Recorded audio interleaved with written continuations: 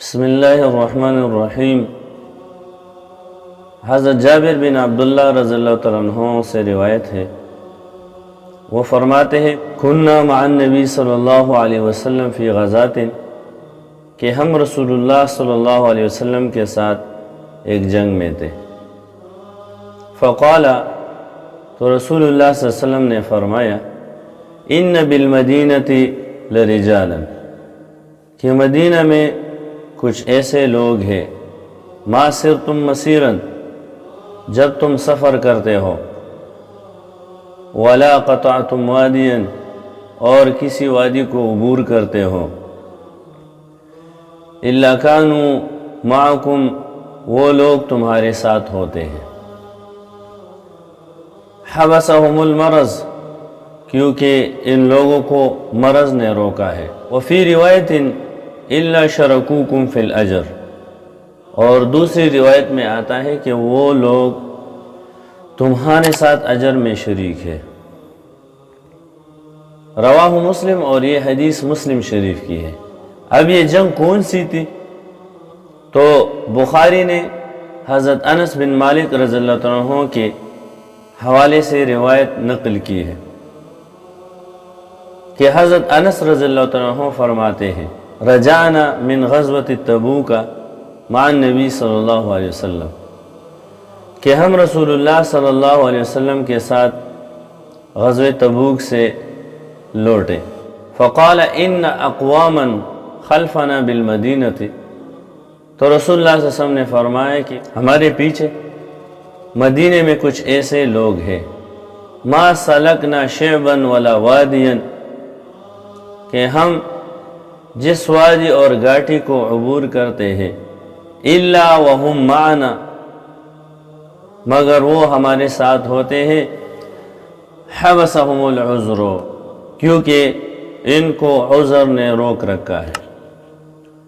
تو اس بخاری کی روایت سے یہ بات معلوم ہوئی کہ یہ جنگ غزوہ تبوک کی تھی، اور آپ کو معلوم ہے تاریخ میں اس کی بہت ہی تفصیل ذکر ہے کہ جنگ تبوک کون سی جنگ تھی اور اس میں کتنی مشکلات تھی۔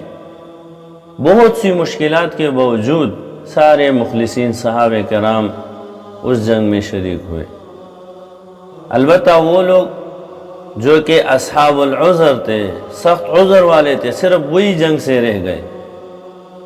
اس سے معلوم ہوا کہ شریعت میں وہ عذر معتبر ہے جس کو عذر شرعی کہا جاتا ہے۔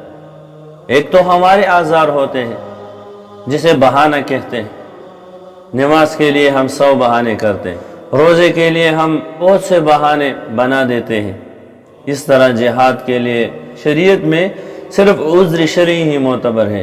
مثلا جہاد ہے، اور جہاد میں کوئی اس وجہ سے شریک نہ ہو کہ وہ بہت ہی بوڑھا ہو اور بڑھاپے سے وہ بہت ہی کمزوری کے حد تک پہنچ گیا ہو، تو یہ عذر شرعی۔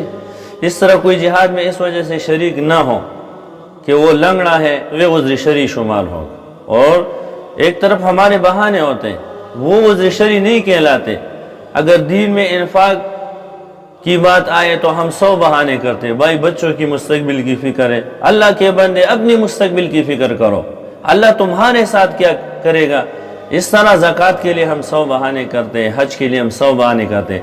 تو یہ اعذار شرعیہ نہیں، یہ ہمارے بہانے ہیں، شریعت میں اس کا کوئی اعتبار نہیں۔ لیکن صحابہ کرام وہ لوگ تھے کہ اللہ رب العزت کا جو بھی حکم آتا تھا، اللہ کے رسول کا جو بھی فرمان جاری ہوتا تھا، تو بصر و چشم ان کے لیے میدان میں اترتے تھے۔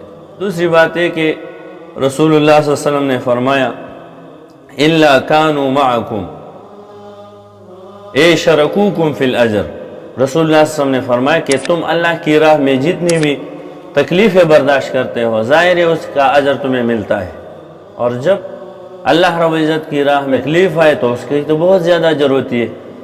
رسول اللہ صلی اللہ علیہ وسلم فرماتے ہیں لغدوۃ فی سبیل اللہ و روحۃ خیر من الدنیا وما فیہا، یعنی اللہ رب العزت کے نزدیک ایک دن اور ایک رات کی قدر دنیا کی ساری نعمتوں سے زیادہ ہوگا۔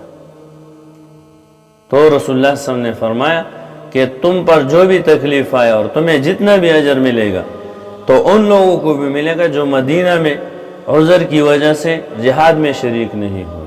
تو اس سے معلوم ہوا کہ انسان جب سچی نیت کرے کہ کسی عذر شرعی کی وجہ سے وہ کام نہ کرے، وہ نیکی نہ کرے، تو اللہ رب العزت اس کا برابر اجر انسان کو عطا فرمائے گا۔